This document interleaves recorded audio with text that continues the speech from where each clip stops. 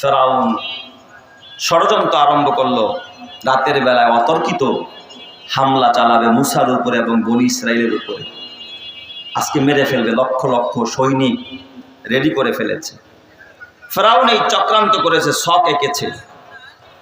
ফেরাউনের এই চক্রান্ত, মুসা নবী তো ঘরের ভিতরে ঘুমন্ত, তিনি তো আর এই খবর জানে না। জানে কোন নবীরা গায়েব জানে? কোন ওলি গায়েব জানে? কোন পীর গায়েব জানে? কোন খাজা বাবা গায়েব জানে? কোন মাজারওয়ালা গায়েব জানে? একমাত্র গায়েবের মালিক যিনি, তিনি কে? আল্লাহ ছাড়া কেউ গায়েব জানে। মুসা নবী ঘুমায় রয়েছে, ওনার কাছে কিন্তু কি নাই, কোনো খবর নাই। এদিকে চক্রান্ত হচ্ছে, অমাকারু মাকরান কুব্বারা, বড় ধরনের চক্রান্ত। এক যুগে গিয়ে অতর্কিত হামলা চালাবে, বনি ইসরায়েলকে সমূলে বিনাশ করে দিবে, নিপাত করে দিবে। মুসা নবী ঘুমায়, কিন্তু মুসা নবীর একজন অভিভাবক আছে, গার্জিয়ান আছে। আওয়াজ দেয়া বলতে হবে, ওই গার্জিয়ানের নাম কি? আমার আল্লাহ কি ঘুমায় নাকি? দুনিয়ার কেউ যেটা দেখে না ওটাও দেখেন যিনি, তিনি কে? দুনিয়ার কেউ যেটা পারে না ওটাও পারেন কে? দুনিয়ার কেউ যেটা শুনে না ওইটাও শুনতে পান যিনি, চিল্লায় বলবেন তিনি কে? ফেরাউনের এই চক্রান্ত সম্পর্কে আমার আল্লাহ জানে কি জানে না? আমার আল্লাহ জিব্রাইলে পাঠায় দেয়, ও জিব্রাইল কই রে, জলদি যা, আমার বন্ধু হযরতে মুসা খবর নাই, রাতের বেলায় অতর্কিত হামলা চালায়া মুসা এবং তার সদলবল সব ধ্বংস করে দিবে। আমার কালিম আমার মুসাকে জানায় দে, আমার মুসা যেন বনি ইসরায়েলদেরকে নিয়ে রাত্র শেষ হওয়ার আগে আগে রাতের আধারেই যেন এই এলাকা ছাইরা হিজরত করে। চিৎকার মেরে বলেন আল্লাহু আকবার। আগে থেকে কোনো প্রস্তুতি আছে? হঠাৎ খবর, জিবরাইল আইসা খবর দিছে, মুসা পয়গম্বর মুহূর্তের মধ্যে উম্মতদেরকে নিয়ে রওনা করছে। এ আমার বাবা, আল্লাহর পয়গম্বর মুসা হাঁটতে হাঁটতে হাঁটতে হাঁটতে বাহিনী নিয়ে যখন রওনা, যাইতে যাইতে এমন একটা স্থানে গিয়া পৌঁছালেন, সামনে নদী, ডাইনেও নদী, বামেও নদী, পিছনে ফেরাউনের বাহিনী। তাফসীরের কিতাবের মধ্যে লেখে, ওরা যে অস্ত্র শস্ত্র নিয়া পিছন থেকে ধাওয়া করতেছিল, মুসা পয়গম্বরের উম্মতেরা, বনি ইসরাইলেরা, তাদের পায়ের আওয়াজ পর্যন্ত তাদের কানে আসতেছিল। জোরে কন্না আল্লাহু আকবার। কানে আওয়াজ আসতেছে, এই যে বাহিনী আসতেছে। মুসা পয়গম্বর, তিনি তো একা, তিনি তো পয়গম্বর, আর বনি ইসরাইল প্রায় লক্ষাধিক বনি ইসরাইল। পয়গম্বর মুসা সামনে গিয়া দেখলেন লৌহিত সাগর, নীল দরিয়া। এই লৌহিত সাগরটা সামনে পাচ্ছে, ডাইনেও নদী বামেও নদী, ছোট খাল না যে সাঁতার কেটে পার হয়ে যাবে, ছোট নদীর একটা সাগর, লৌহিত সাগর। মুসা পয়গম্বর ওই সাগরের পারে যখন দাঁড়াইলেন, এবার লক্ষাধিক মানুষ একযোগে বলে উঠল, ক্বালু ক্বালা আসহাবু মুসা ইন্না লামুদরাকুন। মুসা নবীর উম্মতরা ডাক দিয়ে কয়, পয়গম্বর, ওই যে আওয়াজ পাওয়া যায় ওরা লাঠি সোটা নিয়ে আসতেছে, অস্ত্র নিয়ে আসতেছে, ইন্না লামুদরাকুন, এখন আমরা ধরা খেয়ে যাব। 1,00,000 মানুষ থেকে আওয়াজ আসছে, ধরা খেয়ে গেছে। সামনেও নদী, ডানেও নদী, বামেও নদী, পিছনে ফেরাউনের বাহিনী, বাঁচার কোনো রাস্তা নাই। তার মানে সব মানুষ একদিকে, মুসা নবী একা আর একদিকে। এই লক্ষাধিক মানুষের মোকাবেলায় পয়গম্বর মুসার ঈমান দেখেন। পয়গম্বর মুসা ডাক দিয়া বলেন, ক্বালা কাল্লা, কখনো না, কখনো না, কাল্লা ইন্না মাইয়া রাব্বি সায়াহদিন। তোরা ভয় পাইতে চিন্তা করিস না, আমাদের সাথে আল্লাহ আছে, আমার আল্লাহ আমাদেরকে রাস্তা দেখাবে। চিৎকার মেরে কন্না আল্লাহু আকবার। ইমানের পথে অভিচল থেকে আমার মরণ যেন হয়, ইমানের পথে অভিচল থেকে আমার মরণ যেন হয়। তোমারই কাছে মিনতি আমার, তোমারই কাছে মিনতি আমার, মহামহিম দয়াময়, ইমানের পথে অবিচল থেকে আমার মরণ যেন হয়। ইমানের পথে অবিচল থেকে আমার মরণ যেন হয়। প্রতিদিন মিথ্যের মুখোমুখি হয়, বেদিন ফাসেকেরা করে হইচই। আজাজিল এসে গোমরাহি সুর গানে করে তুলে মোহময়। ইমানের পথে অবিচল থেকে আমার মরণ যেন হয়। তোমারই কাছে মিনতি আমার, মহামহিম দয়াময়, ইমানের পথে অবিচল থেকে আমার মরণ যেন হয়। চিৎকার মেরে কান্না আমিন, আরো জোরে বলেন আমিন। লক্ষাধিক মানুষ যেখানে একদিকে, এ আমার বাবা, এই যে মাদ্রাসার সভাপতি সাহেব, যিনি আমার সাথে এই মাহফিলের জন্য যোগাযোগ করেছে, সাবেক চেয়ারম্যান সাহেব আসেনি মঞ্চে? নাই না? এ আমার বাবা, উনি যদি বলেন সব মানুষ একদিকে যায়, উনি একা একদিকে যায়, টিকতে পারবো? টিকতে পারবে না। মুসা নবী দেখলেন সব একদিকে, উনি একা একদিকে। দেখেন ইমানের পাওয়ারটা কেমন। আমরা হলে জিজ্ঞাসা করতাম, ভাই কি করতে পারি, তাহলে কি করা যায়, এখন কি করা যায়, তাই নাকি? মুসা নবী কারো কোনো কথা শোনে নাই, তার ইমানটা দেখেন। তিনি বলছেন কাল্লা, কখনো নয়, ইন্না মাইয়া রব্বি সায়াহদিন, আমার সাথে আমার রব আছে, আর নিশ্চয় আমার রব আমারে পথ দেখাবে। যেরকম সুবহানাল্লাহ, পথ দেখানেওয়ালা কে? আল্লাহ। এই ঈমান থাকতে হবে। বান্দার ধারণা যখন আল্লাহর প্রতি প্রবল হয়, আল্লাহ তাআলার রহমত আর নুসরত ওই বান্দার জন্য অবধারিত হয়। কথা ঠিক না ঠিক? যেটা পাবো কি পাবো না, হবে কি হবে না, এই সন্দেহ করলে আল্লাহর রহমত পাওয়া। লম্বা ইতিহাস। মুসা নবী পার হয়ে ওপার চলে গেলেন।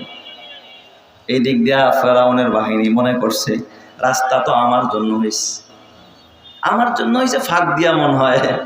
মুসা নবী কাম সারছে তার দল বল নিয়া। ওরা যখন নামছে, পানির মাঝামাঝি যখন গেছে, আল্লাহ তাআলা পানিকে আদেশ করেছে সাবেক বহাল, আগে যেমন ছিল তেমন হয়ে যা। আল্লাহ তাআলা ওই লোহিত সাগরের মধ্যে ফেরাউন এবং তার সকল বাহিনীকে সদল বলে ইঁদুরের মতো চুবিয়ে আল্লাহ শেষ করে দিয়েছে। সুবহানাল্লাহ। ওই আল্লাহ এখনো আছে না নাই? আমার কিন্তু এই ঘটনা বলা মাকসাদ না, ঈমানি শক্তি বলা মাকসাদ। যে আয়াত পড়েছি আল্লাহ বলে ইয়ারফাইল্লাহুল্লাযীনা আমানু মিনকুম, তোমাদের মধ্যে যারা ঈমানদার তাদের মর্যাদা বাড়ায় দিবেন কে? আল্লাহ। দুই শ্রেণীর মানুষের মর্যাদা আল্লাহ তাআলা বাড়ায় দিবেন। এক শ্রেণীর মানুষ হলো আল্লাহ বলেন ইয়ারফাইল্লাহুল্লাযীনা আমানু মিনকুম, তোমাদের মধ্য থেকে যারা ঈমানদার তাদের মর্যাদা আল্লাহ তাআলা বাড়ায় দিয়েছে। আর দুই নম্বরে আরেক শ্রেণীর মানুষ, তাদের মর্যাদা আল্লাহ বাড়ায় দিয়েছে। ওয়াল্লাযীনা উতুল ইলমা দারাজাত, যাদেরকে ইলম দেওয়া হয়েছে, যারা আলেম হয়েছে, আল্লাহ তাআলার কোরআনের ইলম যাদের সিনায় রাখা হয়েছে, তাদের মর্যাদা আল্লাহ তাআলা আকাশচুম্বী বানায় দিয়েছে। সুবহানাল্লাহ। তো ঈমানদারের মর্যাদা সবচেয়ে বেশি, এরপরে দুই নম্বরে একজন আলেমের মর্যাদাও সবচেয়ে বেশি। কথা ঠিক না ঠিক? জায়গা এ আমার বাবা, মুসা পয়গম্বর পার হয়ে যখন ওপার গেলেন, এ আমার বাবা, মুসা পয়গম্বর সিনাই উপত্যকায় সেখানে যাওয়ার পর আল্লাহর পয়গম্বর খবর পাইলেন সব বনি ইসরায়েলদেরকে নিয়ে যখন সিনাই উপত্যকার মধ্যে বা ময়দানে তিহ ও বলা হয়, আপনি ময়দানে তিহ বলেন অথবা সিনাই উপত্যকা বলেন, ওই জায়গায় যখন অবস্থান করতেছিলেন, আল্লাহর পয়গম্বর শুনতে পাইলেন ফিলিস্তিনটা আমালেকা কওমে আমালেকার লোকেরা দখল করে নিয়েছে। ফিলিস্তিন নবীদের আবাসভূমি, আবাসস্থল, এটাকে দখল করে নিয়েছে কারা? কওমে আমালেকা। এরা হলো সবচেয়ে খারাপ একটা জাতি, সবচেয়ে এই জাগতিক দুনিয়ার ভিতরে সবচেয়ে উচ্ছৃঙ্খল আর বিশৃঙ্খল একটা জাতি কওমে আমালেকা তৎকালীন যুগে। মুসা নবী কয়, আল্লাহর নির্দেশ আসছে, মুসা একটা কাজ করো, এই বনি ইসরায়েলদেরকে নিয়ে এই কওমে আমালেকার বিরুদ্ধে লড়াই করো আর এই ফিলিস্তিনকে বিজয় করো। নবীদের পুণ্যভূমি, নবীদের আবাসস্থল, পবিত্র জায়গাকে তুমি মুক্ত করে দাও। জোরে কোন সুবহানাল্লাহ।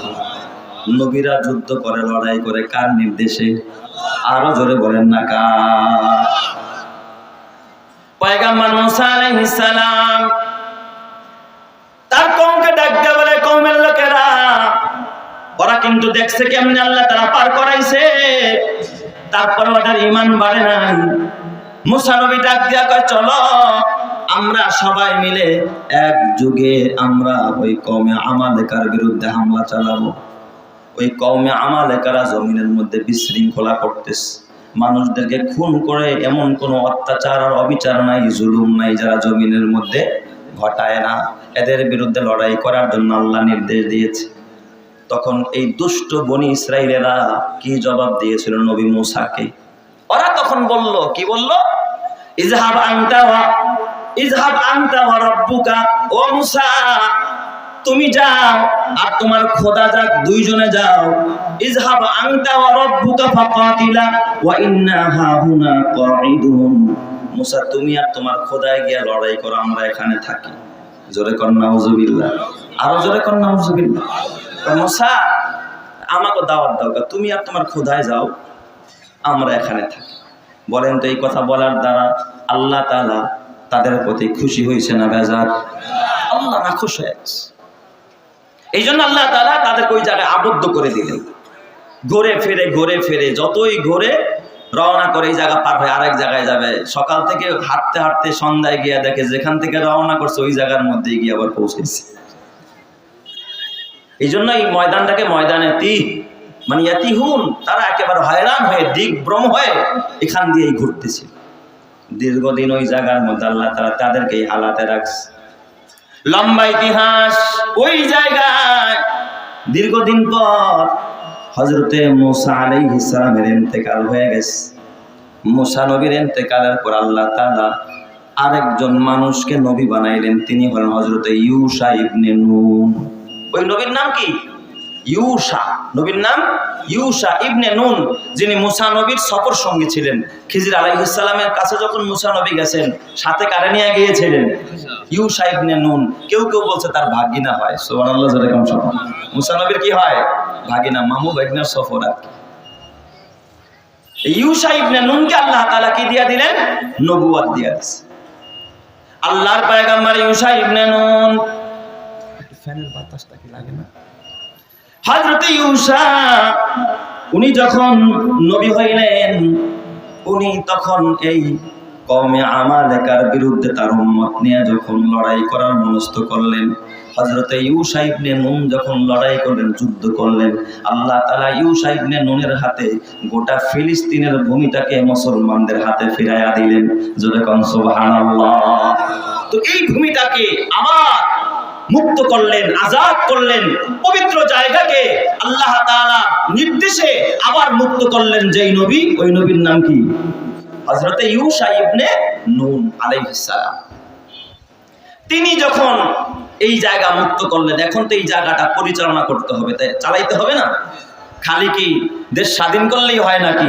পরিচালনার জন্য তো দক্ষ লোক দরকার আছে না নাই? যদি দক্ষ লোক না থাকে তাহলে যা হওয়ার তা তো আপনারা চোখেই দেখতেছেন। কথা বলেন না?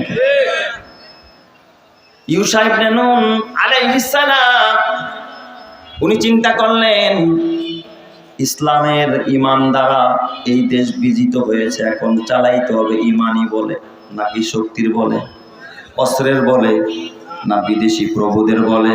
কয় না না, ঈমানি বলে। কয় ঈমানি বলে চালাইতে হলে বিভিন্ন জায়গায় জায়গায় কাজী নিযুক্ত করতে হবে, বিচারপতি নিযুক্ত করতে হবে, আলেম ওলামা যারা দিন বোঝে, কোরআন বোঝে, ইসলাম বোঝে, যারা আল্লাহ চিনে, আখিরাত চিনে, তাদেরকে কাজীর দায়িত্ব দিতে হবে, বিচারপতির দায়িত্ব দিতে হবে। আমাদের দেশে যেমন ইউনিয়ন করে ভাগ করা, এই ইউনিয়ন তিনি এক চেয়ারম্যানে দেখাশোনা করে, আরেক ইউনিয়ন আরেক চেয়ারম্যান, এইভাবে না। কিন্তু আমাদের যেমন সব ডিফেন্সগুলো আলাদা আলাদা, ওসির পদ আলাদা, ডিসির পদ আলাদা, হ্যাঁ, একটিউনোর কাজ আলাদা, হ্যাঁ, ডিআইজির কাজ আলাদা, সব ভাগ করে দেওয়া আছে। চেয়ারম্যানের কাজ আলাদা, মেম্বারের কাজ আলাদা। কিন্তু তৎকালীন তো এইভাবে করে বিভক্ত ছিল না। তখন উনি এই দেশকে সুন্দর পরিচালনার জন্য কাজী বানায় দিলেন যে এই এলাকাটা তুমি চালাইবা, এই এলাকাটা তুমি বিচার করবা, যত দায়িত্ব সব কাজ তুমি একাই করবা। এরকমের কাজী নিযুক্ত করলেন হযরতে ইউশা ইবনে নুন আলাইহিস সালাম। কাজী রাইসা যখন ইসলাম মোতাবেক দেশ পরিচালনা আরম্ভ করে দিল, এটা অনেকের কাছেই বরদাস্ত হয় না। আশেপাশের সবাই এ নিয়ে সমালোচনা, কতক্ষণে এই ইসলামী স্টেটটাকে ভেঙে দিবে, যে মোল্লারা এগুলো চালাবে, এটা সহ্য করা যায় না। যেমনটা বর্তমানে আপনারা দেখতেছেন আফগানের ব্যাপারে। বলেন তো, আফগান অতীতের তুলনায় এখন ভালো চলতেছে না খারাপ? অনেক ভালো। কোরআনের শাসন যেই আফগানে, এখানে নারীদেরকে পর্দার কথা বলা হয়, এ নিয়ে দেখবেন মিডিয়াগুলো নানা রকমের অপপ্রচার চালায়। মোল্লাদের একটু বদনাম করার জন্য, ইসলামী স্টেটের একটু বদনাম করার জন্য। কিন্তু কপাল পরা মুসলমান ভালো করে দিল দিয়ে কথাগুলো বুঝবেন আমি কেন এইদিকে আলোচনা বাড়াইলাম। কিন্তু ওরা পারে নাই। ওরা একযোগে সমালোচনা করতে করতে করতে করতে চতুর্দিকের কিছু পত্তলিকেরা হযরত ইউশা ইবনে নুন আলাইহিস সালাতু ওয়াস সালামের যে কাজীর প্রথা চালু ছিল, কিছুদিন পরে হযরত ইউশা ইবনে নুন ইন্তেকাল করে। নবীর ইন্তেকালের পর যখন জমিনটা নবী শূন্য হয়ে যায়, বরকত শূন্য হয়ে গেছে, এবার কাজীদের উপরে এসে ওরা হামলা চালায়। পত্তলিকেরা ওরা আইসা এই কাজীর স্টেটটাকে, এই কাজীর ব্যবস্থাপনাটাকে ওরা একেবারে ভঙ্গুর করে দেয়, নস্যাৎ করে দেয়। জোরে কন্যা নাউযুবিল্লাহ। আসল মাকসাদ হলো ইসলামের বিজয়কে ঠেকানো। কথা ঠিক না ঠিক? জোরে এই দিক দিয়ে আমার বাবা ইউশা ইবনে নুন ইন্তেকালের পর উনি যাদেরকে কাজী বানাইছিলেন, এই কাজীদের ভিতরে একজন কাজীর নাম হযরত শামুবিল। জোরে কোন নাম কি? শামুবিল। এই শামুবিল নামে একজন নবী, কোরআনুল কারীমের ভিতরে 25 জন নবীর ভিতরে একজন নবীর নাম হযরতে শামুবিল আলাইহিস সালাতু ওয়াস সালাম। উনিও তখন কাজী ছিলেন, উনি তখন নবুয়ত পায় নাই। কিন্তু হযরতে ইউশা ইবনে নুনের ইন্তেকালের কিছুদিন পর আমার রব্বুল আলামিন হযরতে শামুবিল আলাইহিস সালাতু ওয়াস সালামকে নবুয়ত দান করেছে, তাকে নবী বানায়া দিয়েছে। সুবহানাল্লাহ। তাহলে মুসা নবীর পরে নবী হইছে ইউশা ইবনে নুন। ইউশা ইবনে নুনের পরে নবী হইছে কে? হযরতে শামুবিল আলাইহিস সালাম। শামুবিল আলাইহিস সালাম নবী হওয়ার পর এবার বনি ইসরাইলেরা ওরা ডাক দিয়া গেল, পয়গম্বর শামুবিল, এই পত্তলিকেরা, উসদুন জাতিরা, ওরা তো আমাদের কাজীর স্টেট একেবারে ভঙ্গুর করে দিয়েছে। আপনি একটা কাজ করেন, এই পত্তলিকদের বিরুদ্ধে আমাদের আবার যুদ্ধ করতে হবে, লড়াই করতে হবে। ইউশা ইবনে নুনের ইন্তেকালের পরে শামুবিল আলাইহিস সালাম নবী হওয়ার পরে শামুবিল নবী ডাক দিয়া বললেন, কথা সত্য, ঠিক, আমাদের যুদ্ধ করা দরকার। তোমরা দোয়া করতে থাকো, প্রস্তুত হতে থাকো। তোমাদের দোয়ার প্রস্তুতি যখন একেবারে চূড়ান্ত পর্যায়ে পৌঁছে যাবে, তখন আকাশ থেকে মদদ আর নুসরাত পাঠাবেন যিনি, তিনি কে? আল্লাহ তাআলা নুসরাত পাঠায়। কিন্তু আমার বাবা ওই পত্তলিকেরা যখন এই স্টেটকে একেবারে নস্যাৎ করে দেয়, এই বনি ইসরাইলের মধ্যে একটা তাবুত ছিল। তাবুত, তাবুত মানে একটা সিন্ধুক, তাবুত মানে হলো একটা বাক্স। এই বাক্সের ভিতরে আল্লাহ তাআলা কিছু বরকত দিয়া, কিছু মুজিজা দিয়া আল্লাহ তাআলা ভরে দিয়েছিলেন। এর ভিতরে ছিল হযরত ইউসুফ আলাইহিস সালামের ওই জামাটা, যেই জামাটা পরায় ইউসুফ নবীরে ওরা কোথায় ফেলাইছিল, আর আগুনে ফেলানোর পরে আল্লাহ তাকে যেই জান্নাতি জামাটা পরাইছিল, যেই জামাটা পাইছে তার পূর্বপুরুষ হযরত ইব্রাহিম খলিলুল্লাহকে আগুনে ফেলানোর সময় যেই জামাটা আল্লাহ তাআলা নমরুদের আগুনে ইব্রাহিমকে পরায়া দিয়েছে, ওই জামাটা ওই তাবুতের মধ্যে ছিল। চিৎকার মেরে কান্না আল্লাহু আকবার। শুধু তাই না, তাওরাতের একটা খণ্ড, একটা তত্ত্ব ওই তাবুতের মধ্যে ছিল। হযরতে হারুন আলাইহিস সালামের মাথার পাগড়ি, হযরতে মূসা পয়গম্বরের এক সেট পোশাক, কেউ বলে মূসা নবীর এক জোড়া জুতাও ওই তাবুতের মধ্যে ছিল। একটা পবিত্র তাবুত ওই তাবুতটার কিছু গুণ ক্ষমতা ছিল, যেটা কোরআনের মধ্যে ওই তাবুতের কথা আসছে। এই তাবুতকে সামনে নিয়ে, বাক্সকে সামনে নিয়ে যখন তারা যুদ্ধে যাইতো, যেই যুদ্ধের মধ্যে সম্মুখ পানে এই তাবুত থাকতো, সবাই এক বাক্যে ধরে নিত এই যুদ্ধে আমরা বিজয়ী হব, কখনো পরাজয় বরণ করব না। কারণ